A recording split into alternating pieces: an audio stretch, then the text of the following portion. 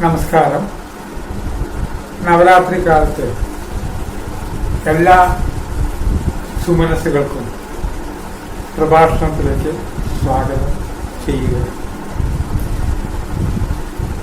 വളരെ ലളിതമായാണ് ഞാൻ പല വിഷയങ്ങളും അവതരിപ്പിക്കാറ്. വളരെ വർഷങ്ങളോളം ടെലിവിഷനിൽ അമൃത ചാനലിൽ സംസാരിച്ചു. നവരാത്രി കാലത്ത് സംസാരിക്കുമ്പോൾ തന്നെ പൊതുവെ പുതുമയുള്ള ഇതുവരെ പറയാത്ത കാര്യങ്ങൾ പറയാനായിട്ട് ശ്രദ്ധിക്കാറുണ്ട്. ഒരു കുട്ടി ജനിച്ചു കഴിഞ്ഞാൽ ആദ്യം വിളിക്കുന്ന നാമം അമ്മയെന്ന്. ഇത് നവരാത്രി കാലമാണ്. അമ്മയെ ആരാധിക്കുന്ന കാലമാണ്. ആദ്യം വിളിക്കുന്നത് അമ്മയെന്ന്. അതിപ്പോ മാ എന്ന് വിളിച്ചാലും മദർ എന്ന് വിളിച്ചിരുന്നാലും എല്ലാത്തിന്റെയും അടിസ്ഥാനം ഒന്ന് തന്നെയാണ് അമ്മ. അമ്മയേക്കാൾ വലുതായിട്ട് ആരും ഇല്ല. അതുകൊണ്ടാണ് ലളിതാ സഹസ്രനാമത്തിന്റെ തുടക്കം തന്നെ ഓം ശ്രീമാതാ. മാതാവിനെയാണ് വിളിച്ചത്. ആ മാതാവ് ശ്രീമഹാരാജ്ഞിയാണ്. ആ മാതാവ് സിംഹാസനേശ്വരിയും ആണ്. ദുഃഖങ്ങൾ കനത്തായിട്ട് വരുമ്പോൾ നമ്മളൊക്കെ വിളിക്കുക അമ്മയെ. അതിന്റെ കാരണം ആദ്യത്തെ വിളി അമ്മയെ എന്നായിരുന്നു കൊണ്ടാണ്. മാതൃശബ്ദത്തിന് തുല്യമായി പ്രാധാന്യമുള്ള ഒരു നാമവും ഭൂമുഖത്ത് ഇല്ല. ഏറ്റവും പ്രധാനപ്പെട്ട പദമാണ് മാതാവ്. മാതാവിന്റെ അനുഗ്രഹമില്ലാതെ ഒരു കുട്ടിയും ഉന്നത സ്ഥാനത്ത് എത്തിയ ചരിത്രം ഇല്ല. മാതാവിനെ വേദനിപ്പിക്കുന്നതിന് തുല്യമായിട്ട് ഒരു പാപവും വേറെ ഇല്ല. അതുകൊണ്ടാണ് കഥകളിൽ പറയും മനുഷ്യരൂപത്തിൽ ഈശ്വരൻ വന്ന് നിൽക്കുന്നുണ്ട്. ഈശ്വരനെ തേടി എവിടെയും പോണ്ട, നിങ്ങളുടെ അമ്മയായിട്ട് എന്ന് നിൽക്കും. ഇത്ര പ്രാധാന്യം മാതാവിനുണ്ടായത് കൊണ്ടാണ് നവരാത്രി കാലത്ത് ഏറ്റവും പ്രധാനപ്പെട്ട രീതിയിൽ മാതൃപൂജ. അമ്മയെ എന്ന് വിളിക്കൂ, വേദന കുറയും. ഇഞ്ചക്ഷൻ എടുക്കാനായിട്ട് വേദനിക്കുമ്പോൾ എന്ത് പറയും? അമ്മയെന്ന്. വഴിക്ക് വീഴാൻ തുടങ്ങുമ്പോൾ എന്ത് വിളിക്കും? ആ വീഴാൻ പോണതിന് മുമ്പ് അമ്മയെന്ന് വിളിക്കും. ഏത് വീഴ്ച വരുമ്പോഴും അമ്മയെ, ഏത് ദുഃഖം വരുമ്പോഴും അമ്മയെ. അതുകൊണ്ടാണ് അമ്മ ഭക്തന്മാരെ സംബന്ധിച്ചിടത്തോളം മൂകാംബിക പോലുള്ള സ്ഥലങ്ങളിൽ ചെന്ന അമ്മയെ അമ്മയെ അമ്മയെന്ന് വിളിക്കുന്നു. എത്രയോ വർഷമായിട്ട് മൂകാംബികയിൽ പോകുന്നൊരു വ്യക്തിയാണ്. അമ്പലത്തിനകത്ത് വളരെ കുറച്ച് സമയമേ ഉണ്ടാകുള്ളൂ. ബാക്കി മുഴുവൻ അമ്മയെ അമ്മയെന്ന് വിളിച്ചിട്ട് അവിടുന്ന് മസ്തികെട്ട് വരെ നടക്കും. മസ്തികെട്ടില് കുറഞ്ഞ രീതി. അത് കഴിഞ്ഞ് സൗവർണിക തീർത്ഥത്തിലേക്ക് നടന്നു വരും. കാഷായ തീർത്ഥത്തിന്റെ സമയത്ത് അമ്പലത്തിൽ ഓടിപ്പോകും. അമ്മയെ അമ്മയെന്ന് വിളിക്കുമ്പോൾ നാം വളരെ ആഴത്തിലേക്ക് പോകുന്നു.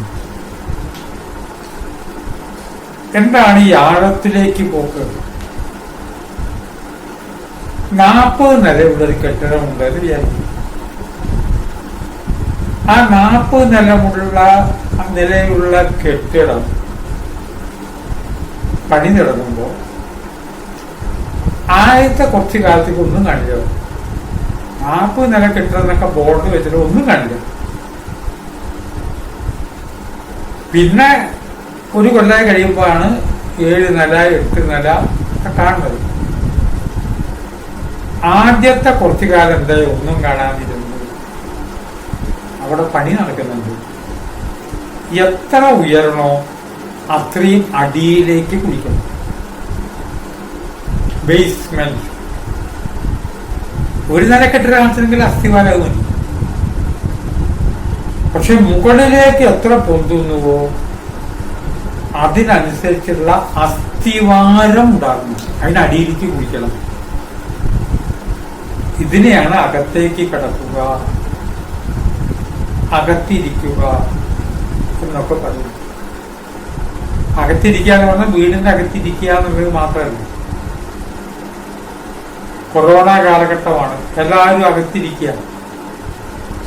അകത്തിരിക്കുക എന്ന് പറയുമ്പോൾ ഒരു ലക്ഷ്യം കൂടിയുണ്ട്. വീടിന്റെ അകത്തിരിക്കുക എന്നൊരു കാര്യമുണ്ട്. മനസ്സിന്റെ അകത്തോട്ട് കിടക്കുക. എന്തെല്ലാം ധിക്കാരമാണ് മനുഷ്യരാശി കാണിച്ചു കൂട്ടിയത്. നാം എന്തൊക്കെ ധിക്കാരം കാണിച്ചിട്ടുണ്ട്. എന്താണ് ഈ ജീവിതത്തിന്റെ അർത്ഥം? നമ്മുടെ ആർത്തി അവസാനിക്കുന്നവരെ ജീവിച്ച വ്യക്തികളുണ്ടോ? എത്ര കിട്ടിയാലാണ് ആർത്തി അവസാനിക്കുക? മരിക്കുമ്പോ ഒന്നും കൊടുക്കുന്നില്ലല്ലോ. ഇല്ല. അങ്ങനെ വരുമ്പോ ഇപ്പൊ ഉള്ളതൊക്കെ നമ്മുടെ ലാഭമല്ലേ? ജനിച്ചപ്പോ ഒന്നും കൊടുക്കുന്നില്ല. ജനിച്ചപ്പോ ഒന്നും കൊണ്ടുവന്നിട്ടില്ലെങ്കിൽ ഇപ്പൊ കയ്യിലുള്ളതൊക്കെ നമുക്ക് കിട്ടിയതല്ലേ, ലാഭമല്ലേ? കച്ചവടം വെറും കൈയായിട്ട് വന്നു. ഇപ്പൊ ഈ കാണുന്നത് പലതും നമുക്കുണ്ട്. അങ്ങനെയാകുമ്പോ ലാഭ കച്ചവടം എത്ര പേര് മനസ്സിലാക്കുന്നുണ്ട്? ഇതാണ് അകത്തിരിക്കുക, അകത്തോട്ട് പോവുക, അടിയിലേക്ക് കുഴിക്കുക. വളരെ വലിയൊരു പാലമൊക്കെ പണിയുകയാണെങ്കിൽ രാമേശ്വരത്തേക്ക് മുമ്പ് പാമ്പം പാലം, എങ്ങനെയാണ് ആ പാലം നിൽക്കുന്നത്? വെള്ളത്തിൽ കുഴിക്കുകയാണ്. കുഴിച്ച് കുഴിച്ച് അടിയിലേക്ക് പോകുന്നു. അടിയിലേക്ക് പോയിട്ട് കുറെ കഴിയുമ്പോൾ പാറ കാണും. ആ പാറ ബലവത്താണോ നോക്കും, അല്ലെങ്കിൽ വീണ്ടും അടിയിലേക്ക് പോകും. ആ ബലവത്തായ പാറയുടെ മുകളിൽ കോൺക്രീറ്റ് ഉറപ്പിച്ചിട്ടാണ് ഈ കാല് വരുന്നത്. 40 നില കെട്ടിടവും അങ്ങനെ തന്നെ. അടിയിൽ അത്രയും വലിയ ബേസ്മെന്റ് ഉണ്ടാവും. അതിന് ഉള്ളിലേക്ക് കിടക്കണം. ഉള്ളിലേക്ക് കിടക്കുന്ന ശക്തിയാണ് ശ്രീമാതാ. അമ്മേ അമ്മേ അമ്മേ എന്ന് വിളിച്ചുകൊണ്ടിരിക്കും. അപ്പോ ഉള്ളിലേക്ക് കിടക്കും. ആ മാതാവിനെ കുറിച്ച് നവരാത്രി കാലത്ത് ചിന്തിക്കുമ്പോൾ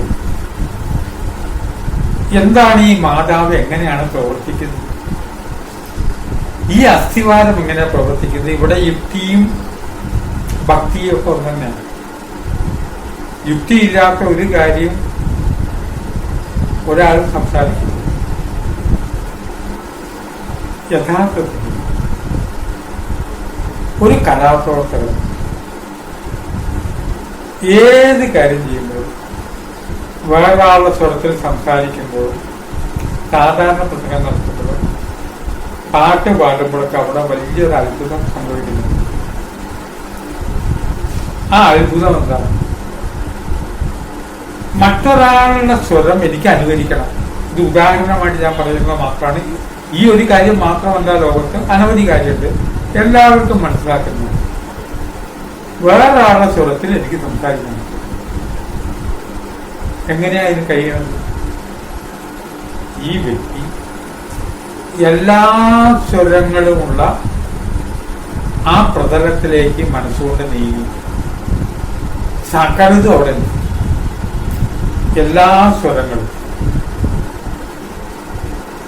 ആ സ്വരങ്ങളുടെ മണ്ഡലത്തിലേക്ക് മനസ്സ് നീക്കിയതിന് ശേഷം ഏത് സ്വരമാണ് ഇപ്പൊ വേണ്ടത്, ഇന്നാളെ അനുകരിക്കണം, അതിനെ തെരഞ്ഞെടുപ്പിച്ച് അതിങ്ങനെ വീണ്ടും റീക്രിയേറ്റ് ചെയ്തപ്പോൾ ആ സ്വരത്തിൽ സംസാരിക്കാനായിട്ട് കഴിയും. ടെലിഫോൺ എന്താ ചെയ്യുന്നത്? നമ്മൾ ഒരാളെ വിളിച്ചു, എല്ലാ നമ്പറുകളുമുള്ള കേന്ദ്രത്തിലേക്ക് ചെല്ലും. അവിടെ ചെന്നിട്ട് ഏത് നമ്പറാണ് വേണ്ടത്? ഇന്ന നമ്പർ. അവിടുന്ന് ആ നമ്പറിലേക്ക് പോയിട്ട് വീണ്ടും അത് മടങ്ങി വന്നപ്പോൾ അയാളുടെ ഫോൺ ബെല്ലടിക്കുന്നു. സ്വീകരണ മുറിയിൽ ഇരുന്നിട്ട് അടുക്കളയിലുള്ള ഭാര്യയെ ഫോൺ ചെയ്യുമ്പോ ഇതിപ്പോ അത്ര അടുത്തല്ലേ? ഇല്ല. ഈ വിളിക്കുമ്പോ എവിടേക്ക് പോയിട്ടുണ്ട്? എക്സ്ചേഞ്ചിലേക്ക് പോയി. അതുപോലെ നാം വളരെ ആഴത്തിലേക്ക് പോകുന്നുണ്ട്.